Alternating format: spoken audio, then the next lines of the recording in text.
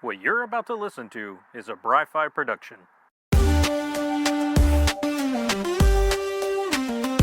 Yo, it's Bry-Fy coming live through your Wi-Fi. One-man show, but I'm feeling like a sci-fi. Comic books, video games, catching them all. Pokemon cards stacked, yeah, I'm ready to brawl. From Marvel to DC, I break it all down. Nifty nerd news, got the geeky rundown. Pop culture hits, movies and shows. I stay in the know while the fandom grows. So plug in, tune up, press play, let's ride. This is the Bry-Fy, baby, welcome to the vibe.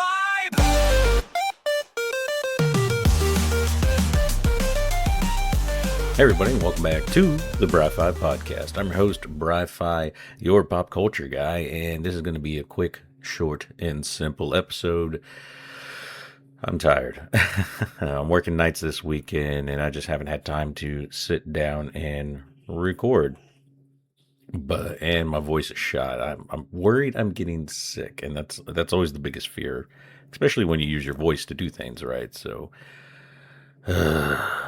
But, since we last talked, I had a nice little mini vacation with the family. We went to New Braunfels, Texas. There is a Schlitterbahn water park there, and we went to float the Kamal River, which was a whole lot of fun. Our son was with us, and he had a blast. He loves every bit of it, and so do we. So it was nice to just get away from work, get away from the city. Well, arguably New Braunfels is larger than my city, but just get away from our norm, right? And do that. So that was a lot of fun, and we really enjoyed that. But even better, it was found a bunch of card shops there in New Braunfels, Texas, and we had a blast walking around, checking them all out. I think the furthest I went was between New Braunfels and San Marcos. I think it was called Kyle, or that area. And there was a Pokemaniac store, which is kind of like this chain. It's not just a card store. They do like plushes and other Pokemon products. So it's kind of neat, but their prices are always pretty high for what they do. And honestly, when I went there, their selection wasn't that great as far as cards go. I mean, they had sealed product, but the prices on sealed product is just astronomical. And funny enough, we'll get into some of that later with the Nifty Nerd News. Where I did this other shop that was, let me just try to find, let's go to Google Maps real quick, because I really want to give these shops a shout out, because I don't even know what I expected when I was going around New Braunfels. Let's see, New Braunfels. I always want to say New Braunfels, but it's New Braunfels. I'm terrible. And I'm Texan, so that kind of explains things, right? Wow, why is Google taking so long to load? There we go. Hey, look at that. It's got some my places I wanted to go already saved. Wait, where'd you go? I just clicked on you. Why did you disappear on me? Don't do that again. Oh, there it is. Okay. It's just taking time to load. Okay, so one of the first places I checked out there that happened to be open while we were there, because we were there during the week, so that not everything is always open, but we went to Legends and Loot, which is on the south side of New Braunfels, and they had a lot of cool stuff, especially some vintage, because that's what I'm collecting right now is vintage things. I want to master set I've already done base set, but Jungle, Fossil, and Team Rocket. And I'm almost done now with Fossil and Jungle. I'm so close. I think I have all my holos for Fossil and Jungle now. Is just getting like the non-holo rares that I need and a couple of uncommons that I'm missing that have just been really hard to find, which is kind of crazy, man. I would think that stuff would be fairly easy, especially the uncommons that I'm missing. But no, man, like vintage is starting to get harder for me to find in shops. But online, it shouldn't be too bad. But it's just, there's just this weird disconnect, right? Like, my wife hates it because I love going to try to find things at Walmart, Best Buy, or things like that. Because, like, I love the idea and ability to go to a shop and find, like, that missing piece of treasure, right? Versus just getting it online. Like, where's the fun in that? There's no chase. But Legends and Loot was really cool. Pretty decent-sized shop. I had a lot of fun visiting that place, and they were really nice, really kind. and showed me their vintage binders and stuff. And I found a couple of cards from there, so it was really great. The next place I went to visit was on the north side of New Braunfels, and it was the Pokemon card shop. This place looked fairly new, although when I talked to another guy at the last shop I went to, he said no, they actually been there a few years. The Pokemon card shop had a great selection of graded cards and really good displays.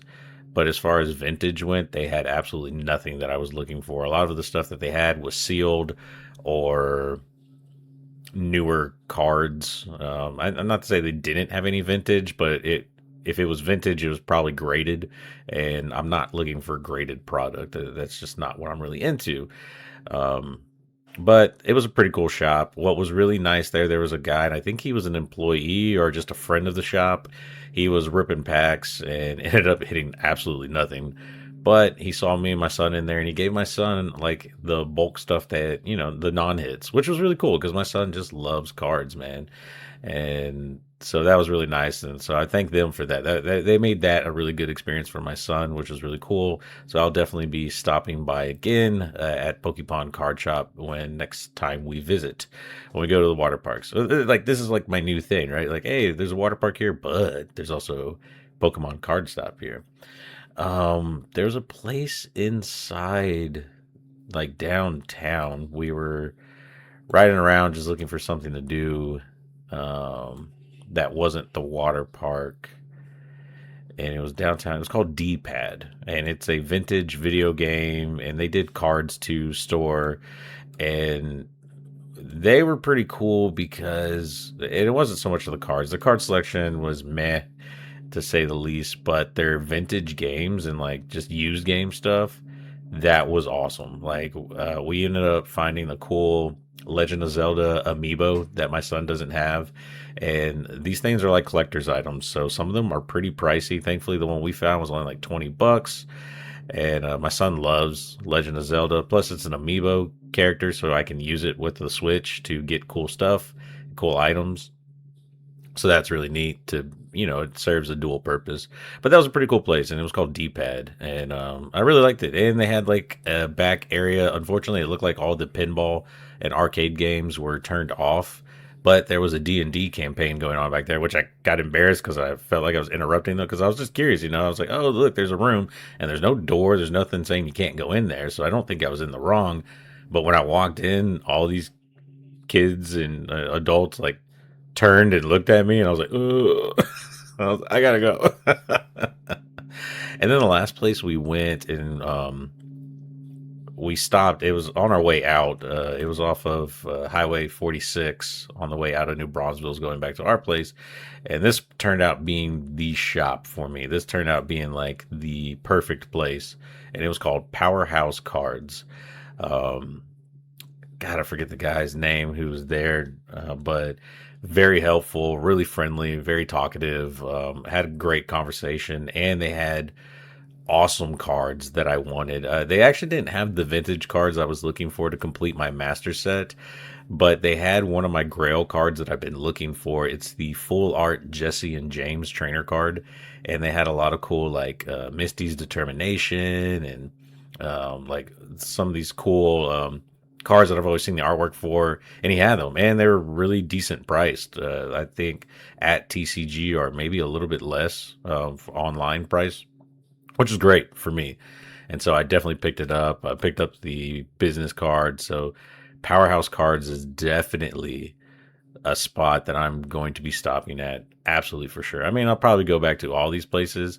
There was like one shop I wanted to go to, but it's only open on the weekends, and we were there during the week. It was called OTCG. That one looked really nice, and it looked, based on the pictures, that looked like the one I really wanted to go to. But like I said, it was only open during the weekend, and we were only there during the week. Other than that, man, we had a great time in New Braunfels. Picked up some cool stuff. Got to float the river. My son loved the tube shoots. Of course he would, right? And he loves like doing all that stuff at like Slitterbahn, and then floating the Kamal River, has a couple little tube shoots there along the way that are fun to do, and he had an absolute blast. We had the ice chest, like the cooler on, the music playing. It was a great time. Although I did burn my knees. It was it sucked, but I put sunscreen on every part of my body except from the knee down, and it was just a huge oversight on my part. But it was really funny. But you know, it had a blast. It was a good time, and now I'm just sunburned from it. But yeah, man, that was our trip. That was our vacation, and that was some of the stuff we did last week. I don't really have anything to review for you guys. It was really just talking about the card shops. That was really the thing that I had to review. But you know what? Let's talk some nifty nerd news before we get out of here for the week.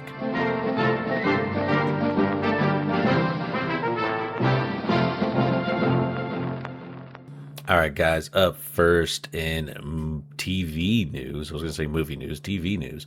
So the book Dungeon Crawler Carl, which I've read and talked about in an earlier podcast, tons of fun. Love the book.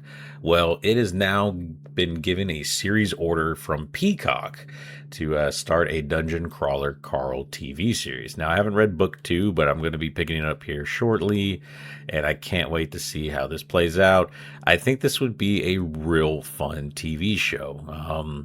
It is got definitely fantasy / kind of sci-fi elements to it. I think this, like the snarkiness of the character and just kind of the humor of the book, I think would play well to a TV audience. So I'm pretty excited for this, man. I usually don't get too excited about television series, especially because like Halo burned me so bad when that became a TV series, and I felt like they did so wrong with it. But that was Paramount. I'm hoping Peacock does a little bit better. Peacock did the Twisted Metal TV series, which is pretty cool, which I really dig.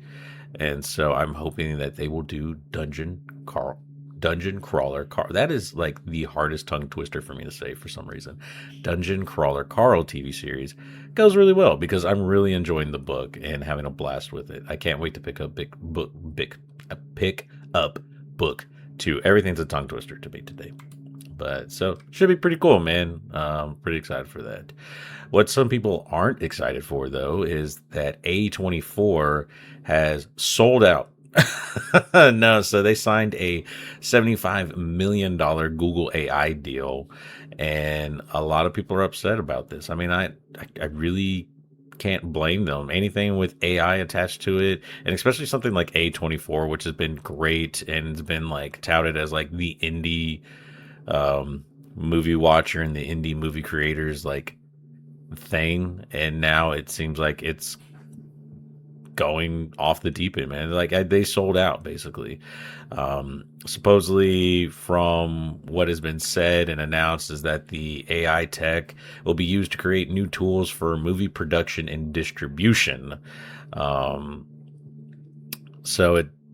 And also use it for storyboarding and things. So I don't know, man. Like to me, it's like the gateway drug, right? Like these companies use AI, like, oh, let's just test the waters, and then they start finding more and more reasons and places to use AI in. So it really sucks because A24 has been like this really awesome, safe space for creators and people who enjoy movie creations, and now it seems like they're foregoing that for money, and it you know. It's sad. And other sad news, GameStop, well, that's not the sad part, but their CEO is still trying to buy eBay. I think we've talked about this. So this was quite a while ago, but this dude is freaking delusional. I don't know if he thinks he's the next coming of Elon Musk or something. I don't know, man, but the dude's name's Ron Cohen, CEO of GameStop. And to be fair, he's kept GameStop alive for the most part, but he's kept it alive by basically cutting off all the sick parts and closing God knows how many stores and things. But taking a new focus on like Pokemon cards and neat trinkets and things like that. So GameStop, their game selection has definitely decreased compared to what it used to be in its heyday, and it's turned more to like trading cards and other toy things and collectible items to really keep it afloat, which, I mean, hey, you're trying to work a new thing, right? You're trying to fix it and try to get better, but at what cost, right? And now he has this weird fixation, and he's had this weird he's just fixated on, sorry, I just can't say the word anymore. I said it once and then forgot how to say it, on eBay and owning eBay and purchasing eBay. And I think it's because he sees the type of money that moves on eBay, because people buy all kinds of things on it and move money like crazy. Hell, I've bought things on eBay, and I've been thinking about selling things on eBay. So I see it. I see like why it is desirable. But here's the thing. GameStop is worth like what, 20 billion on a good day? I'm not sure. I'm just throwing that number out there. And eBay is twice, if not more, what GameStop is worth. So where's he getting the money from? He says, oh yeah, we're going to have investors and they're going to give us 20 million and we have 20 million. And I said, that's great. Well, that's 40 billion, but you still need like 15 more $billion. Where's that money coming from? And like, he's done interviews and he doesn't really give an answer. Just like, meh, it's going to happen. I don't know if that's how he really talks, but like, it's crazy, man. Like you can't buy things on hopeful thinking, right? You got to have a plan. Like your investors and things, they all have to be like in a part of this and kind of agree to it and kind of be like, yeah, this is a great idea, right? I don't know. Up next in the nifty nerd news. No, I don't want. Okay. Oh God, cookies. Anyway, sorry. This site is a mess. Help me look up some stuff. Anyway, so the Steam Machine has finally had its price announcement, and it is what we thought it is, right? Over $1,000, but under $1,100 if you don't want a game controller, that is. So to get the new Steam Deck, the Steam Machine, or sorry, not Steam Deck, the Steam Machine with a controller, you're looking at like $1,100 to $1,200 to be able to purchase this thing. So you are essentially paying for a gaming PC. Hell, the one that I have that isn't just for gaming, like my PC, I do everything on. I record on, look at the internet on, videos, stream, all kinds of stuff. I made this PC for $1,000. I made it for less than a Steam Machine. Now, granted, it will not run games like the Steam Machine is touted to run because I don't have like the most up-to-date graphics card and things like that. But, I play games on here, man. I have fun with it. I do low settings and things like that, but it runs really great. Some people have said that the Steam Machine, while touted as being like a powerful gaming PC, obviously does not stand next to actual major gaming PCs that have way more money into them, but does a decent job. Now, of course, everyone knows the reason why the prices of these things is due to the RAM shortage and AI. So AI is ruining everything for everyone all at once, and it's terrible. But because RAM has gotten so expensive due to AI companies buying it all up, it has increased the prices of things. And in fact, Xbox just announced that the Xbox Series X, which I got for $500 when it first came out, will now be selling for $800, which is insane to me. However, it does come with a controller and it's still cheaper than the Steam Machine. But the Steam Machine, supposedly, you should be able to upgrade it at points. They're going to be making, I guess, parts for it that you can use to upgrade, so that way it can kind of grow with you for a limited ability, right? But I think the more important thing, and some people have pointed out, is not that just that the Steam Machine has dropped, but the Steam operating system, Steam OS, is being made wildly available and for free, so that you can build your own Steam Machine.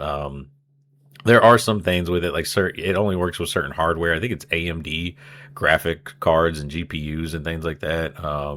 So you are like, if you're an Intel person, I think you can't really use Steam OS, but if you use AMD stuff, I think it works better for that. But it will allow you to essentially build your own Steam machine, put the money into it.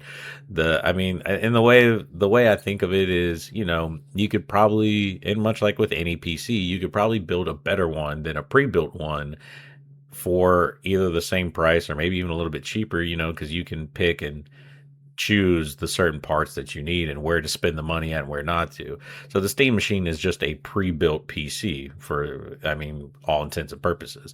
So, if you're tech savvy and or have a friend that can help you build, you can actually make your own Steam machine and get the Steam OS operating system so that you literally have your own Steam machine.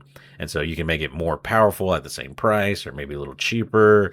And so yeah, like there are options out there, and that to me is the better story about this, is that Steam OS is available and you can use that to play. And I think what hurts the gaming, like the PC gaming world with their console that they're trying to build, is that unlike Xbox, PlayStation, Nintendo, they cannot subsidize their system. So kind of cover overhead costs with video games, because Xbox, PlayStation, Nintendo, they own games, like they are game creators, so they can use the price of games to help offset the cost of the console. Whereas PC, it's just like the Wild West. It's free for anyone to make games and sell them on there, so they can't really, like Steam can't tell people, oh no, you're our video game company and we're going to take our cut so that way we can make our Steam machine cheaper. They can't do that. So that's like the one unfortunate thing. And that's why like Microsoft, PlayStation, and Nintendo, their consoles and gaming devices will always be a bit cheaper, is because they have the benefit of using the video game money to help cover those costs. So that's just something to think about. But I'm curious to see how the Steam machine plays out. I'll be honest, I've been very interested in it. I've been really thinking, because I mean, I could just upgrade my PC, but I love what it does, man. But I have been looking at it, and I've been looking at upgrading the PC so that way I could do more stuff and be more involved. Anyway, and now my throat is starting. I'm starting to feel it in my throat, guys. I think I'm getting sick. Oh no. But the last bit of nifty nerd news that we have for you guys has to do with Pokemon cards, and I kind of alluded to it earlier in the just in my life wrap up. But as we all know, and as I've complained about on here for, it feels like years now, but episodes, Pokemon prices are insane. And one retailer was talking about why and how they can defend their 300% markup on some Pokemon products. I mean, like we've seen it, like the first partner boxes are like $15 if you can get them at Walmart, Best Buy, Target, or whatever. But if you go to a card shop, you're looking at spending 75, like anywhere from $70 to $80 for a $15 box. Why the hell is that? Like, that is insane, right? So one retailer or like a card shop explained, like, look, we used to get so much Pokemon product. We would get cases of things to sell, right? And a case could have like 30, 40, who knows how many. I'm just throwing out numbers here. Like, so they would get tons of product. But due to, I'm guessing, demand, or distributors are screwing them over, what this guy is saying, I'm taking this at face value. He said, look, the first partner boxes, we normally get so much. We only got 12 units. Just 12, right? And so I guess this is a monthly shipment. I don't know if it's monthly or weekly, but I mean, obviously I can think of hell, I could buy 12 of these things, especially at $15. What is that? Like like 100 and something bucks, maybe closer to 150, 175. I don't know what that is to buy 12 units, right? And people are buying shit up like that if they find it in Walmart or Target and, big chain retailers. And they kind of put it in a bit of perspective like this. Like, look, if I only get 12 units of a product that I used to get twice or three times as much, I'm not making the same amount of money that I would. So they're saying, like, because they're getting less product, to try to be able to have the same type of income, they have to charge more for it, which really sucks, because I still don't like it. Like, I get, hey, they have a company, they have employees, and they have to find a way to, afford that and keep that, or else they're going to have to close shop. But I don't know, man. It's just tough. Like, I want to feel bad. Like, I want to feel for them and stuff, but I just can't, man. It's just like, but I also understand the market's in a bad place, man. Like, people are making it bad. It seems like distributors are making it even worse. And so I don't know. I don't know. Like, look, I can only believe in myself, and I will not pay more, especially substantial, like over twice as much what a product is actually worth, just a rip packs, because I think that's really the problem is, and I've seen it, and I know there's people, because I talk to them and I see them, and I see them at card shows and stuff. They are buying up sealed product to sell sealed product. They're not buying, like, they're buying it for the idea of what could be in these packs, and they're not buying it for what's actually in these packs. That's why, like, when you see my booth, when I vend for like my market days and stuff, I don't have anything sealed. It is all open. I've opened everything. What I'm selling is what it is.